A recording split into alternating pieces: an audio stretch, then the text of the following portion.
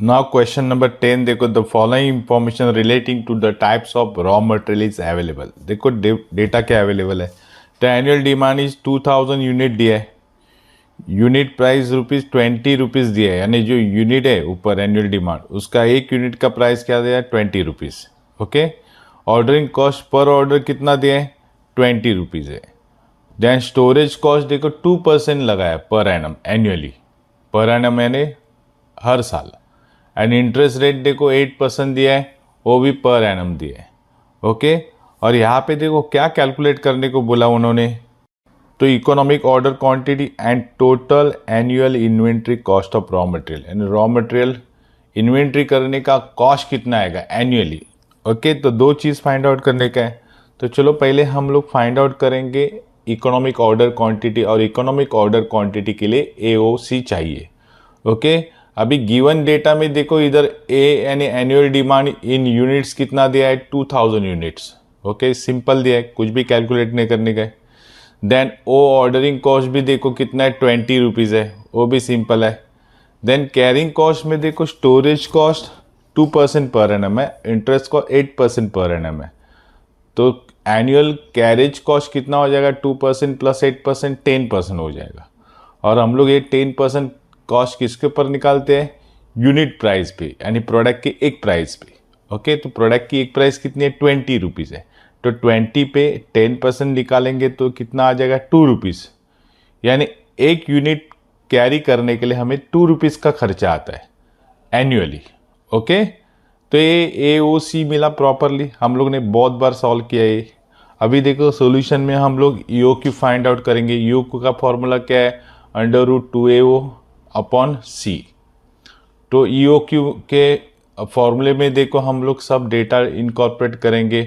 Under root में देखो 2 तो जो है वो मल्टीपल बाय A कितना है, एनुअल डिमांड कितना है 2000 यूनिट, इंटू O यानी ऑर्डरिंग कॉस्ट कितना है 20 है, डिवाइडेड बाय कैरिंग कॉस्ट देखो कितना है C 2 है ना। तो इसको हम लोग कैलकुलेटर के पे कैलकुलेट करेंगे, 2 इंटू 2000 इंटू 20 करेंगे तो आपका आंसर जो भी आएगा इज इक्वल को दबा के आप डिवाइडेड बाय 2 करो तो आपका देखो EOQ अंडर रूट में 40,000 आएगा।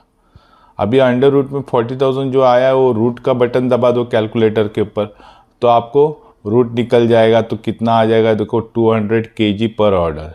तो ये आया आपका इकोनॉमिक ऑर्डर क्वांटिटी जो 200 है, यानी एक ऑर्डर में हम लोग को 200 क्वांटिटी ऑर्डर करना पड़ेगा तो ये हमारा कैरिंग कॉस्ट यानी ऑर्डरिंग कॉस्ट क्या हो जाएगा, मिनिमाइज हो जाएगा। ये हो गया EOQ। अभी देखेंगे total annual inventory cost of raw material. जो भी सेंटेंस दिया केयरफुली सुनोगे तो ये समझ में आएगा हम लोग को क्या फाइंड आउट करने का है। तो रॉ मटेरियल जो हम लोग ऑर्डर करने वाले वो ऑर्डर करने के बाद स्टोर करेंगे तो उसको बोलते हैं इन्वेंट्री। इन्वेंट्री मतलब स्टॉक है ना। तो उसका टोटल एनुअली कॉस्ट कितना आएगा, यानी हम लोग साल भर में रखते हो इन्वेंट्री स्टोर करके तो उसका कॉस्ट कितना आता है।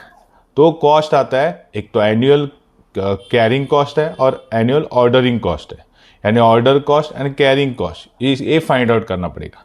तो चलो फाइंड आउट करते टोटल ऑर्डरिंग कॉस्ट कितना है। तो फॉर्मूला देखो सिंपल है, टोटल ऑर्डर कॉस्ट मतलब टोटल ऑर्डर कितने है, number of order into cost per order.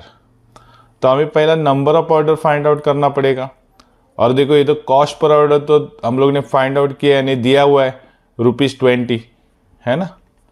तो अभी देखेंगे नंबर ऑफ ऑर्डर कैसे फाइंड आउट करते हैं। तो एनुअल डिमांड देखो कितना है 2000 है, उसको डिवाइड करेंगे EOQ। तो EOQ कितना है देखो 200 है ना। तो 2000 को 200 से डिवाइड करेंगे तो कितना आएगा 10। तो इसका मतलब 10 ऑर्डर्स साल भर में करना पड़ेगा, यानी 200 के क्वांटिटी हम लोग को 10 बार मंगाना पड़ेगा तो ही हमारा 2000 डिमांड कंप्लीट हो जाएगा। तो इधर 10 ऑर्डर्स मिले तो number of order 10 into 20 cost per order. तो टोटल ऑर्डरिंग कॉस्ट कितनी आएगी 200, क्योंकि 20 इंटू 10 200 होता है। Okay, then total carrying cost find out करेंगे, उसका फॉर्मूला है देखो EOQ into half of the C है ना। EOQ तो मालूम है आपको 200 है, इंटू हाफ करेंगे मतलब 200 का हाफ 100 होता है ना। और C देखो कैरिंग कॉस्ट कितना ₹2 दिया है, तो 100 इंटू 2 करेंगे तो कितना आएगा टोटल कैरिंग कॉस्ट 200 है ना। अभी टोटल ऑर्डरिंग कॉस्ट मिला 200, टोटल कैरिंग कॉस्ट मिला 200, तो टोटल कॉस्ट कितना आएगा, तो 200 प्लस 200 400, तो 400 हमारा क्या आया, total annual inventory cost of raw material. Okay, दोनों भी फाइंड आउट किया। नेक्स्ट प्रॉब्लम देखेंगे, लेकिन देखो ये प्रॉब्लम देखने के बाद इमीडिएटली सॉल्व करो। Practice very important, practical problem practice करना ही चाहिए, तो ही याद रहेंगे। आप ऊपर ऊपर देख के जाओगे तो भूल जाओगे, एग्जाम में आपको याद नहीं आएगा। ओके, तो इसको हर प्रॉब्लम को सॉल्व कीजिए, और ये एक दिन में कंप्लीट होने वाला टॉपिक है, इसके लिए बहुत टाइम वेस्ट मत करो। Okay, all the best.